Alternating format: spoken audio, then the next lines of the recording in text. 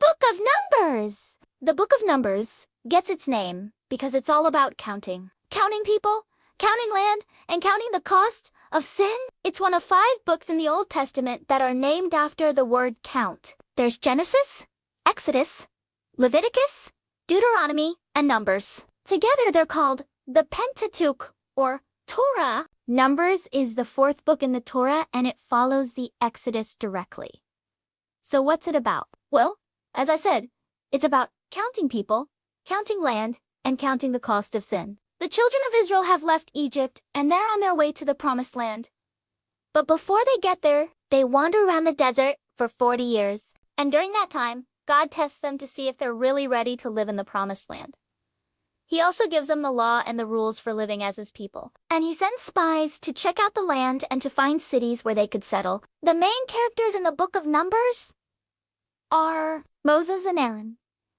They're brothers who lead the Israelites out of slavery in Egypt. They're also the ones who count the people, the land, and the cost of sin. Other important people in the book include Korah, who leads a rebellion against Moses and Aaron, and Balaam, who's a prophet that curses Israel, but ends up blessing them instead.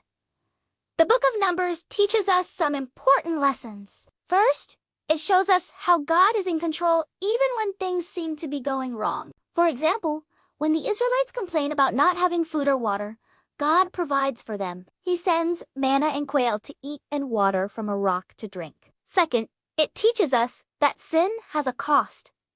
When the Israelites sin, God punishes them. Sometimes the punishment is immediate, like when he sends poisonous snakes among them. Other times the punishment is delayed, like when he says that the people who complain about their food and water will die in the wilderness. Third, it teaches us to trust God's promises, even when the Israelites are afraid or discouraged. God reminds them that he will be with them and that he will help them conquer the land he has promised them. If you want to read the Book of Numbers, it's only 36 chapters long, so it's not too hard to read in one sitting. You can read it in a day. If you want to learn more about God, his people, and the land he promised them, then start with the Book of Numbers. You won't regret it.